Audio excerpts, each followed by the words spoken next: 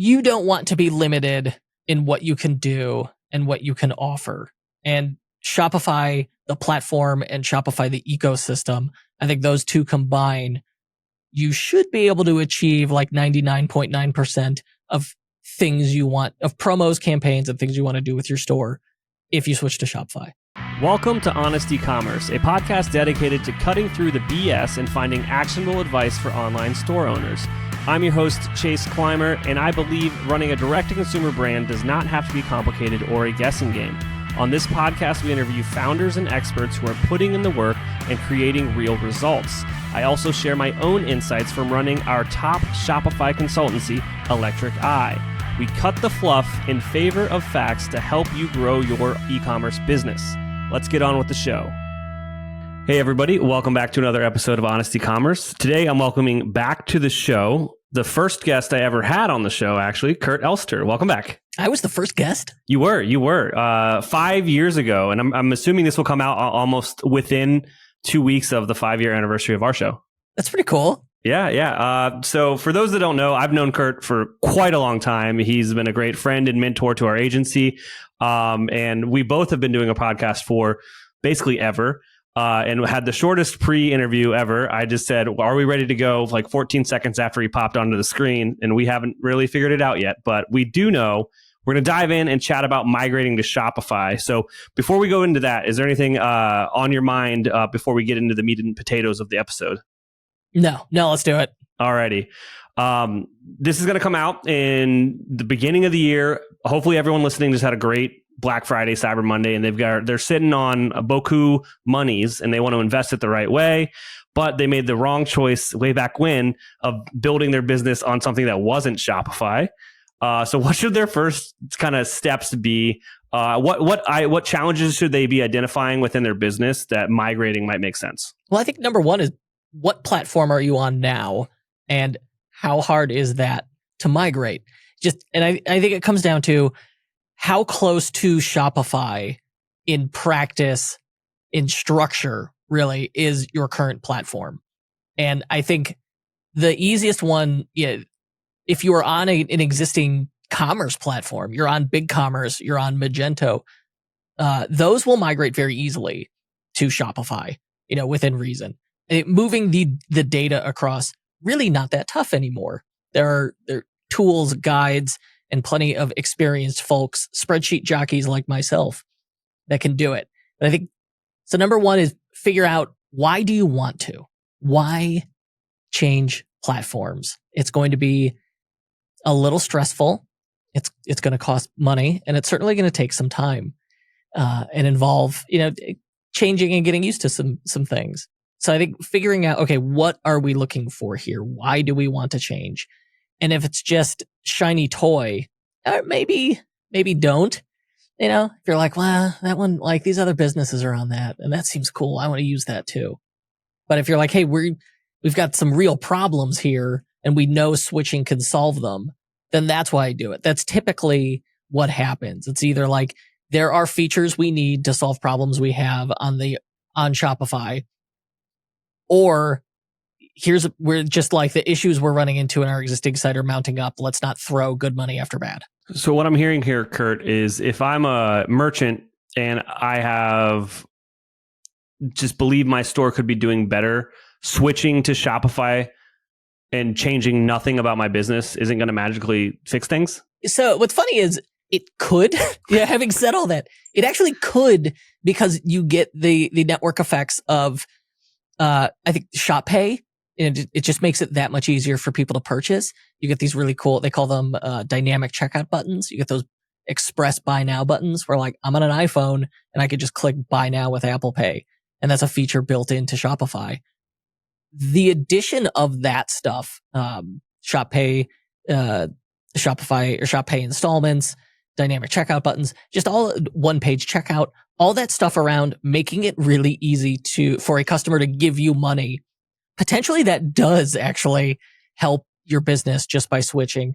And then I think the act of migrating, of switching, forces you to reconsider, to re-review, to look at things again with a critical eye, and maybe revisit it. And in that process, certainly since you set up your site initially, there's probably things you've learned since then, but have grown accustomed to or blind to as issues on your site. And so maybe through that process, your site ends up better, making more money. But I think really, ideally, you should have goals in mind, like specific things you're looking for to use, as opposed to just let's switch because it's better, which you could do, Yeah, no, I asked the question knowing full well that you have experienced the same conversation that I have as a consultant, where people can't give you real reasons of why they want to switch and they just think it's a good idea. And without understanding how the switch and the underlying either processes or how your website navigation flows or the UX decisions, without talking about that stuff, people that just want to copy and paste their design that they believe works onto a backend that is different, it's a complex, expensive, and not fruitful endeavor.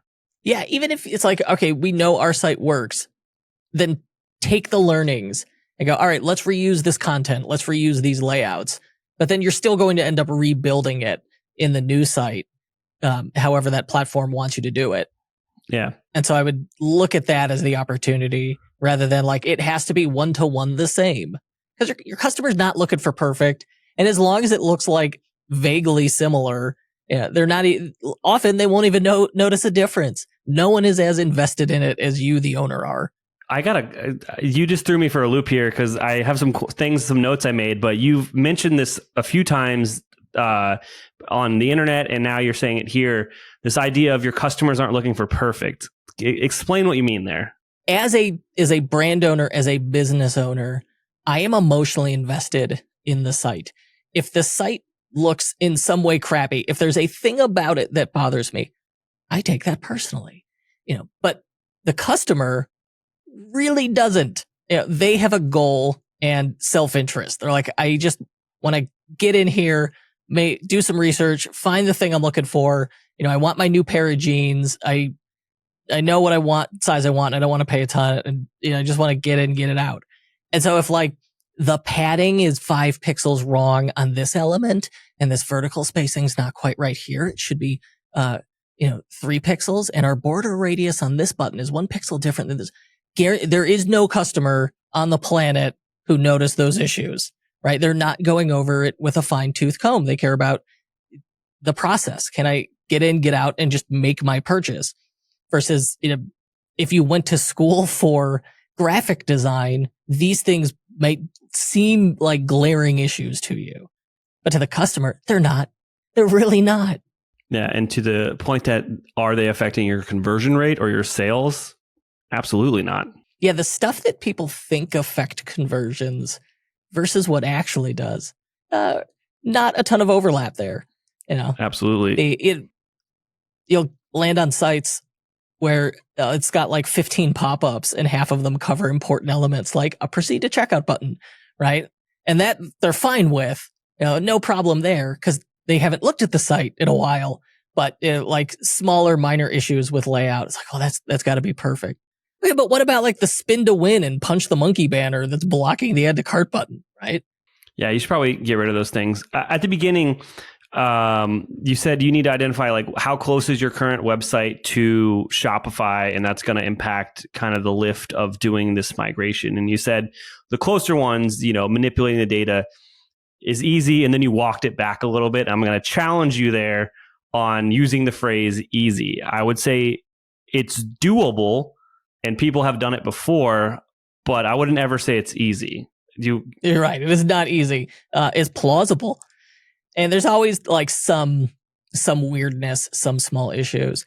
The thing I'll say is always hard, migrating subscriptions. That's not easy. That, we achieved that successfully recently.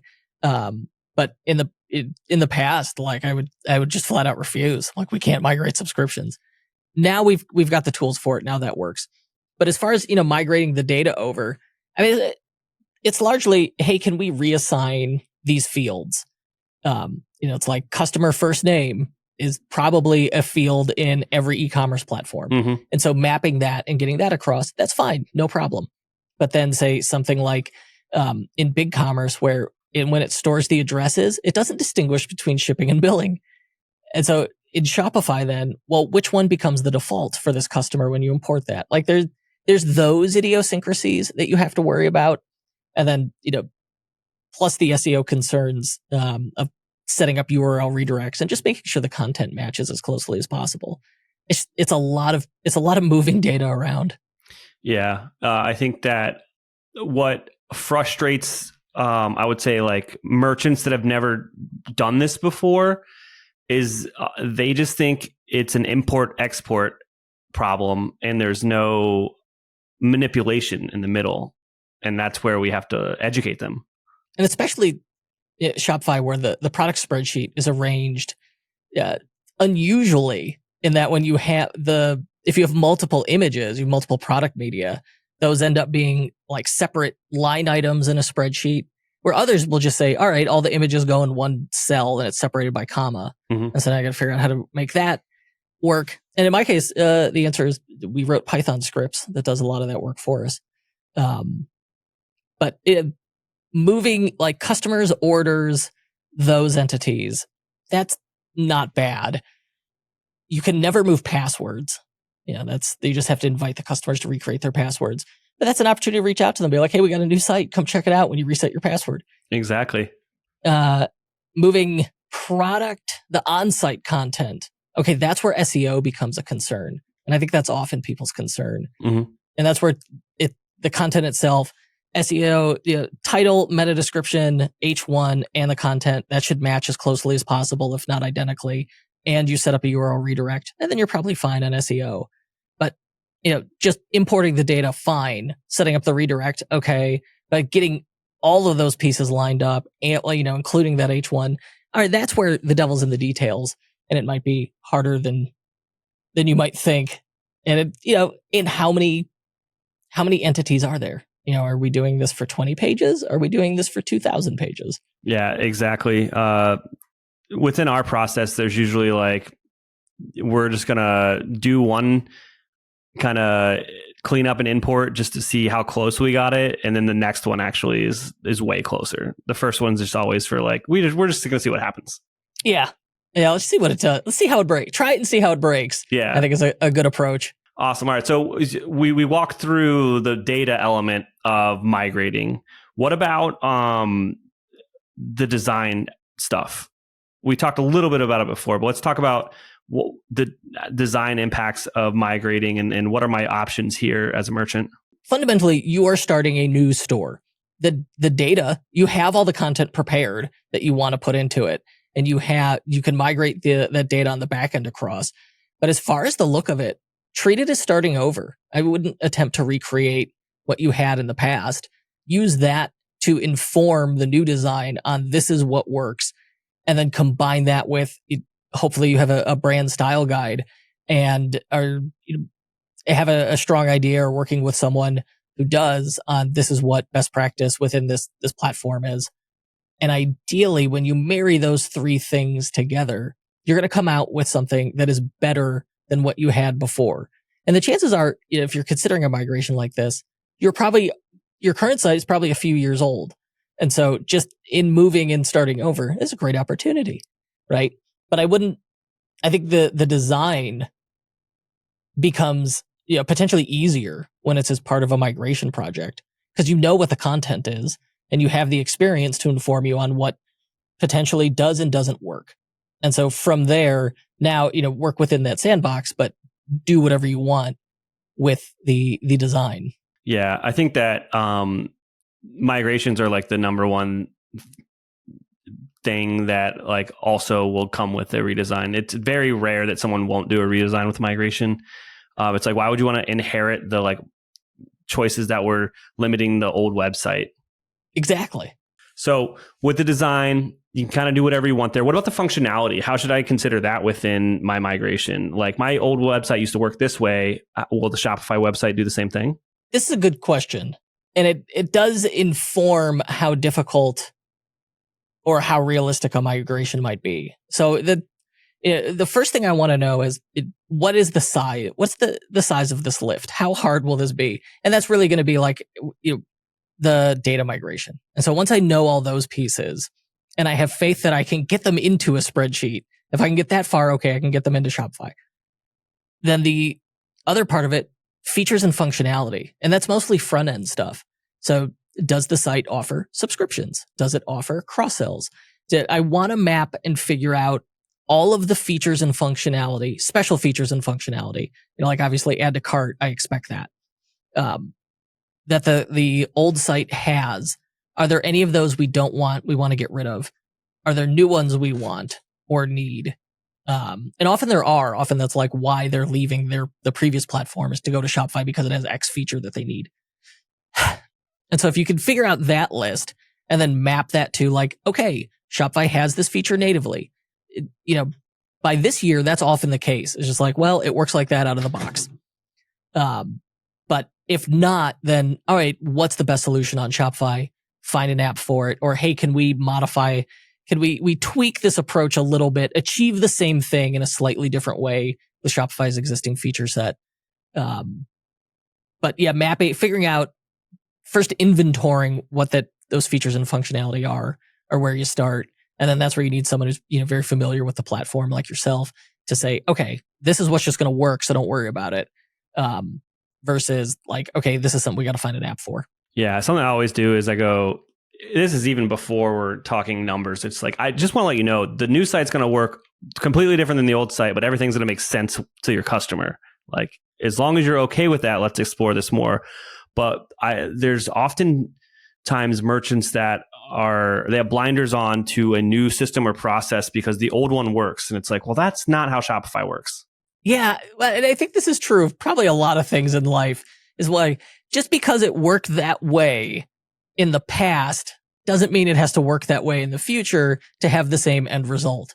Mm-hmm. I think sometimes people get too caught up in what the process has to be as opposed to what the outcome is. And there is some, certainly there's some fear around learning new tools. That's sunk cost fallacy. I already put all the time and money into this old system. So naturally I should keep using it and things should keep working that way. And it just isn't the case. Mm-hmm. The other thing we find, there's some fear potentially from customer service reps, depending on how large the business is. And so what I'll do is I'll say, hey, I'll do a workshop. We'll just get everyone who has to work with the e-commerce software. Let's get them on a Zoom call and I'll do a screen share. I'll just walk you through a few standard tasks. Here's how you'd refund a customer. Here's how you'd look up an order for a customer, that kind of thing. And then I say, I know no one wants to learn new software, but I promise I know what you were using before. This will be easier and you'll be relieved by the end of this. And that's been the case every time. No one has ever been like, oh man, this Shopify seems way harder. Never. It doesn't happen. Yeah. Do you send over a lot of Loom recordings of how to do things? Oh, absolutely. Yeah. We do once the site goes live, we'll do 30-day maintenance and support because I don't want people to be fearful about launching a website. Like, oh, we got to find every little thing. No, launch it. Then you'll find everything that's wrong with it in 5 days. It'll become very apparent. Yeah, it becomes obvious. Then we fix that stuff. But a lot of the warranty stuff is more, in practice, ends up being around, well, how do I do X? Show me. I didn't think about this edge case that comes up once a month on the 5th always. And so you go, all right, here's the solution, or here's 3 potential solutions. Here's the one I'd go with. And here's a screencast on how you handle that. And those screencast tutorials are fabulous because someone could just look right over your shoulder and watch you do it. I don't know how we were consultants and building websites before things like Loom existed. Like the data, we give them just a library of Zoom videos when the thing's all said and done, because we collect them all into a folder for them. We're like, hey, just here you go. Also use these things before you ask us questions again. Oh, that's clever. Yeah, as you make them, drop them into a Google Drive and share that. That's cool. Yeah, it helps out a lot. We were talking a bit about the fears with migrating. This has come up a few times for me, and I wonder if it's come up for you. How do we, ensure that, with data security and stuff like that nothing's going to get stolen along the way, or how data integrity? These are questions that I know I've had with merchants in the past when discussing migrating. So there has never been a migration where we have moved passwords. and there's never been a migration where we have moved credit cards.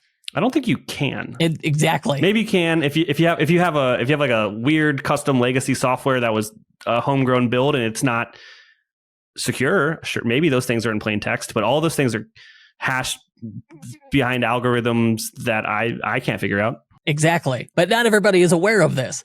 If this system is working correctly, no one should be able to get passwords and credit cards out. They just shouldn't. And so that dangerous, personally identifiable information that we don't want leaked, well, we can't get it out to begin with. So it doesn't become a fear there.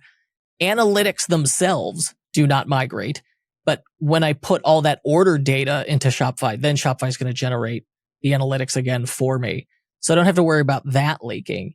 Really, it's, here is, I think, the fear of like, here's a customer list, this big email list. That's the risk on the thing that could potentially leak. Yeah. I don't know why someone would want to do that and just like jeopardize their career and freedom. But I think that's the only potential for leak realistically is like that customer info leaking. But in our case, we don't store the data any longer than we have to. And then everything gets deleted once we know it's like, all right, it still lives in the old store. And we generally tell people, hey, leave that up for 60 days. And if at the end of 60 days you don't need it, you could just shut that store down, but at least you have it. And then once it's in Shopify itself, fairly secure, and especially if you force all staff accounts to use two-factor authentication.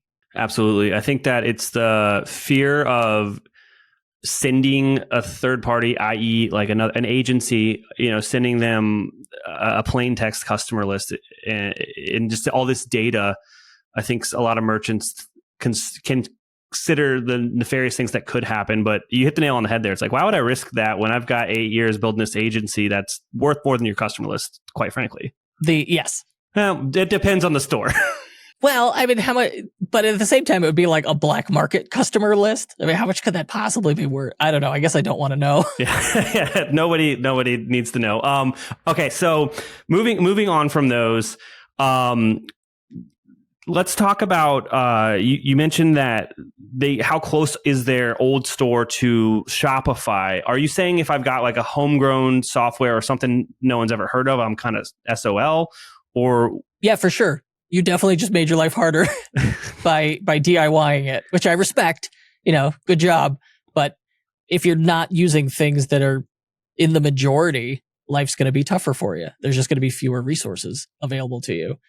Moving like BigCommerce and Magento, I think those are the big, well-documented, easier ones to move to Shopify versus, we've done some more unusual stuff like PrestaShop. Mm-hmm. And generally, even if it's like a weird, unusual system, they're still fairly similar. And again, it's like, as long as you can get all the stuff out into a spreadsheet, you can generally get that back into Shopify.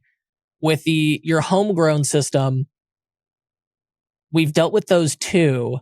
The chances are there's someone involved with it who is like a database wizard and could generate that data, get it out of, a database like MySQL. Yeah. Bill over in accounting built this in his garage and he can get you any information you want, which with the homegrown things, they all are just plugging that stuff into a database. And as long as you can get the database is just a fancy CSV and that's all we need. Yep, exactly. And as long as it can live in a spreadsheet. And sometimes those spreadsheets are going to get gigantic and they're going to get difficult and unwieldy to manage.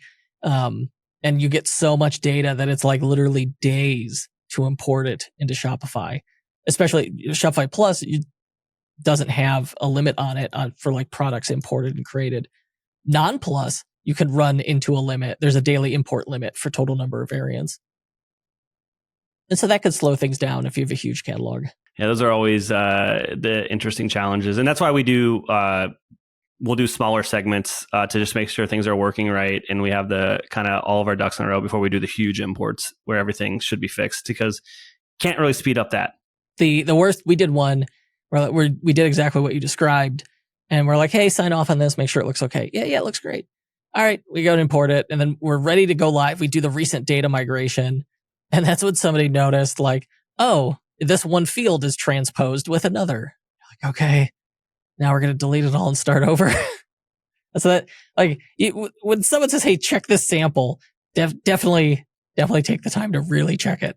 Because when you're not super familiar with it, like, I can map the fields and do the migration.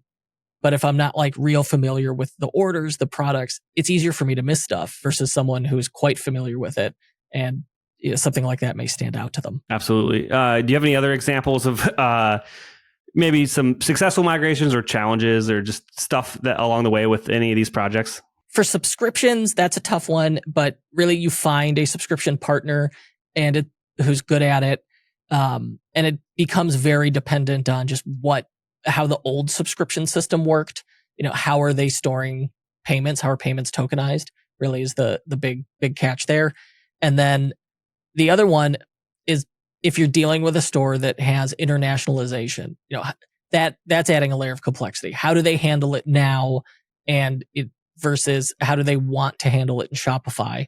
I like Shopify Markets where you have one store, but then that one store has translations and currency conversions and can even have different layouts and flips through them. But like, there's just not a great way to migrate that stuff, like language translations into Shopify Markets without copying and pasting all of it. So like sometimes there are things that's easier just to give up and start over with. And I think internationalization is one of those. And then of course there's like backend processes. How do you fulfill an order comes in? How do you fulfill it? You've got a customer service request comes in. Where's that go? Right. And do those things, does that have to plug into Shopify? Should it? Does the current system work with Shopify? How about that order fulfillment? Your order fulfillment, your 3PL, do they have an integration with Shopify? Can they handle it? And so far that's yet to be a problem, but those other ancillary pieces of software that plug in to your e-commerce, you got to think about all of them. I'm going to challenge you. Can you give me like a specific example of a tough migration that you guys have done? Sure. We did 2 come to mind. One, Navage nose cleaner. It's like they used to do these as seen on TV ads that were great, but it'll pressure wash the boogers right out of your face. I know I'm sure they're not in the slightest bit thrilled with that description, but it's a great product and that's what it does. We migrated them for BigCommerce to Shopify. They had subscriptions, they had internationalization. And for the internationalization, that was the thing that really scared me. So I was like, and same with the subscriptions. The subscriptions, we didn't have to do anything. The subscription partner handled it and did a great job. To the point where this business was like, they owned other properties. They're like, let's move them to this subscription app. And, the internationalization, Shopify Markets Pro made it so easy. I was like, all right, I want a French version of this site. And I assume it was like ChatGPT on the back end. It translated the whole thing in this easy to manage, like table where you can see like, this is the English, this is the French. And then we had a native French speaker go through it and they had very few issues with it. They're like, this is fine. Really, the only problem it had was branded terms. It wasn't consistent. Yeah. With how it translated it. If it was like salt pod, it would be like, sometimes it'd be 2 words, sometimes 1 word, sometimes title case. Paul Dessat or something. Yeah. And so in that case, the things that were hard that I was worried about were not actually a problem at all. And then the biggest we did, that was WheelWhiz Canada went Magento to Shopify, and the struggle with it was huge. It's just a gigantic dropshipping catalog with like so many attributes, and custom details in it that everything became, cumbersome to do when you have to move that much data around and into a catalog. And how we discovered like, oh, there's a maximum number of automated collections you can run in Shopify. Cause I was just like going crazy, bulk creating them, via Matrixify spreadsheet import. And you could run there's an upper limit on everything. There has to be. And I discovered if you're on Shopify Plus and you make the case for it, you can often get them to raise limits for you. Absolutely. Now, I'm a merchant. I've got a store and it's Black Friday, Cyber Monday just happened and I want to migrate my site to Shopify before Christmas. What do you say? oh dear, is it a single product store? And will you be paying a rush fee? In which case, it's still probably not going to happen. Yeah. So, I mean, I'm not going to hold your feet to the fire here. I just want to let people know migrations are hard and they take longer than a normal redesign by far. Yeah. There's always something that's like, oh, here's this thing we got to think through. And it's not necessarily that like, yeah, there's some big emergency. It's more like, all right, there's like, you do things in this way. Shopify wants you to do it in this way. Let's talk through how that's going to look. That you have those types of conversations. And there's stuff like you could do all the discovery and scoping in the world. There's still stuff you're not going to be aware of until you're like all the way immersed in it and doing the work. And hopefully you don't run into stuff like that, but sometimes you do. And so, you always want to build in that extra time, that extra overhead. The fastest we ever did a migration and theme build was for Adams Polishes, the detailing company. And they moved from Magento, put them on Shopify Plus with a custom theme. And I think we did it in 8 weeks, which is like breakneck pace to do it. And to do a project like that, how much freedom did they give you, or how much stuff was pushed to phase 2? Like, how do you accomplish that? To do it, they internally had many of the designs created and for like key templates, and they were sane. It's one thing to design a template. It's another thing to design one that's like, okay, that's actually good. Let's do that. And they were open to feedback on it. So like the whole design phase went away largely. And so that like just big chunk of time there goes away. Great. And you're absolutely right. There was stuff, it's like, hey, we got to migrate gift cards over. That's fun. That became a phase 2, just migrating gift cards. Oh, what a pain.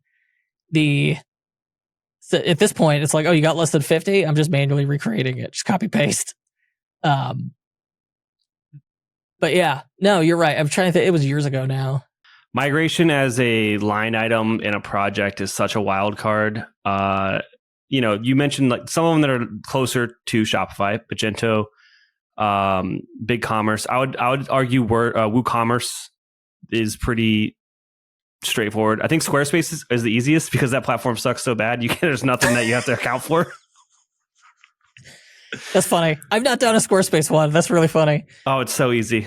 We've done a couple. WooCommerce, that's a troublemaker because within WordPress, it's open source. Like, you don't know if somebody went buck wild with plugins. And so we migrated Modern Sprout.com from WooCommerce to Shopify.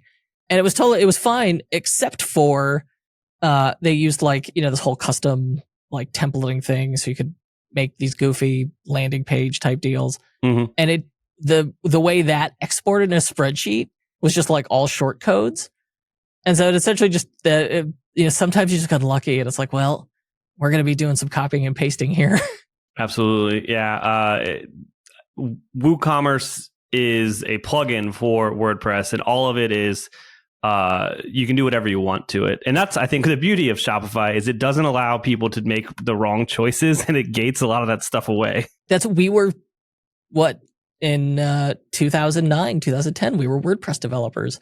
And then we made the switch to Shopify. And that was a big part of it. Was like, on WordPress, if a client made a request, all requests were seemingly plausible when you had, they'd given us more than enough rope to hang ourselves in the form of open source. Versus with Shopify, you're playing in their sandbox and they're like, hey, we're going to give you all the room to design, and do CSS however the heck you want. But under the hood, on the back end, in the admin, that is Shopify's territory and you're not going to worry about it. And it was such a relief to have some of those constraints put on you. And, now over 10 years later, I have learned constraints breed creativity. Exactly. And I also think that for a while, those constraints were something people would argue as something to why you wouldn't want to move to Shopify. And I just think it goes back to our conversation of they don't want to think creatively on how to rearrange their process to make Shopify work for them. For sure. I feel the same way about people who are mad at blog editors. Okay. It's like, I think you just don't want to do the homework. You don't want to have to write. And so you're like, the problem was why I don't blog. It's because the blog editor just doesn't let me do what I want. Nah, I think you just you don't want to do the homework, which is fine. I mean, writing's not for everybody. That's a whole different conversation about blogging is just content creation and its SEO. Why does it really matter what it looks like when the point is to get more clicks? Yes. So we hadn't really specifically talked about the thing that I brought up at the beginning, though. Hopefully I had a successful Q4, and I do have some money set aside for a project, right? And I'm thinking about migrating from another platform to Shopify. What are some telltale signs? Like, what are the more obvious reasons that I should be considering a migration? And a migration might actually help my business, other than the vanity of I want to redesign my website. Okay. Which, I mean, as long as you're willing to be honest with yourself, just like, hey, Shopify seems like a shiny toy and I want that toy and I've got the money to do it and my current site's 5 years old. You know what? Why not? Go for it, dude. You know what, Kurt? I love those conversations because it's like, I'll find you 5 good reasons right now. Let me get back in there. Yeah, you're absolutely right. It's like, all right, if we just think through it, we could figure out a process and reasons here. I think Shopify has network effects.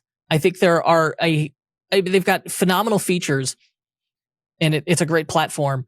But more importantly, there are a few features of the ecosystem of the platform that only can occur because of the sheer size and volume of what Shopify has become. Shop Pay, where if I'm a customer and I sign up for a Shop Pay account on one store, there are a million other stores that may interest me. And when I get to check out on those stores, it might remember who I am and fill that info out. Or as soon as I put in my email or phone number, it's going to send me a 6-digit short code via text, log me in, and now it's auto-filled everything. It'll have my billing address, it'll have my shipping address already in there, and potentially I could just pay and be done. How cool is that? Absolutely. So if my platform doesn't have like a tokenized quick checkout solution, and no way and no how will it ever be as big as Shop Pay. But if you don't have that feature, that could be a good reason, especially if you have an older customer and they are forgetting their credit card information or whatnot, or you have a highly not subscription but replenishable product, which it should be subscription, honestly. These quick checkout solutions do make a heck of a big difference. Oh, absolutely. The other common complaint we hear, like if you're on an old system, is it'll be like bolted together and they'll just have these tremendous legacy costs where it's like, we pay so much to host it. We paid so much to maintain it. And you're still like, for all you're paying, you're still not getting anywhere near what you would have out of the box on Shopify. All right. That's where it may be time to go like, let's quit throwing good money after bad and move on to this other platform. I hear that one a lot. Oftentimes, and this one baffles me, people like just get into situations with their payment gateways on other platforms where like a good chunk of payments just won't go through, won't work right, which that one I am baffled by because you don't experience stuff like that when you're using Shopify and Shopify payments as your payment provider and then running it through the Shopify checkout. Like, suddenly everything just works. That one, surprisingly, a common reason. And I think the other thing you're getting is that Shopify ecosystem. If Shopify has a feature, or if Shopify doesn't have a feature that you want, it is almost certain that there is an app integration or person that can provide it to you. And if you need assistance with a Shopify store, there's an entire ecosystem of people like ourselves who'd be happy to assist you with it, right? I don't think, and that from the beginning, they've been investing in this partner ecosystem, and it has worked out very well for Shopify, the partners, but more importantly, the merchants who have access to those resources. And so, really investing in that ecosystem around them has been very beneficial for everybody. Absolutely. And I would even go back to the beginning, like of the question, which is like, if you want to redesign, the best time to think about a migration is during a redesign because so many things are going to change. So that actually might be even a good reason to migrate over. But if you want to, I think my only argument here against migrate is like, if you want to migrate and change nothing about your business, it is probably not a good idea. Yeah, it's just going to end up being harder. Yeah, and it's also, you don't sound like a good client. That's the real truth. Kurt, we could probably chat for an hour more, but I need to let you go. Is there anything I didn't ask you about today that you want to share with our audience? I think the other unsung thing about Shopify is the 6 different ways you can implement a discount, right? It's like script editor, automatic discount, regular discount. I could start messing with hiding product variants and Shopify functions, right? Functions are cool. Functions are fun. And still a developing feature. I'm curious to see where that goes. But you don't want to be limited in what you can do and what you can offer. And Shopify, the platform, and Shopify, the ecosystem, I think those two combine, you should be able to achieve 99.9% of things you want, of promos, campaigns, and things you want to do with your store if you switch to Shopify. That's been my experience. Absolutely. I've been a team Shopify for 8 years in a row. Touching other platforms gives me an icky feeling. Ew. And there's the Roadcaster. We talked about that before. All right, Kurt, where should people go if they want to learn more about you, check out Ethercycle, or listen to your podcast? Give the people kind of the call to actions. Sure. Google me, head to kurtelster.com, and you can sign up for my newsletter there, and there's links to everything there. Awesome. Kurt, thank you so much for coming on. Thank you for having me. We can't thank our guests enough for coming on the show and sharing their knowledge and journey with us. We've got a lot to think about and potentially add into our own businesses. You can find all the links in the show notes. You can subscribe to the newsletter at honestecommerce.co to get each episode delivered right into your inbox. If you're enjoying this content, consider leaving a review on iTunes. That really helps us out. Lastly, if you're a store owner looking for an amazing partner to help you get your Shopify store to the next level, reach out to Electric Eye at electriceye.io/connect. Until next time.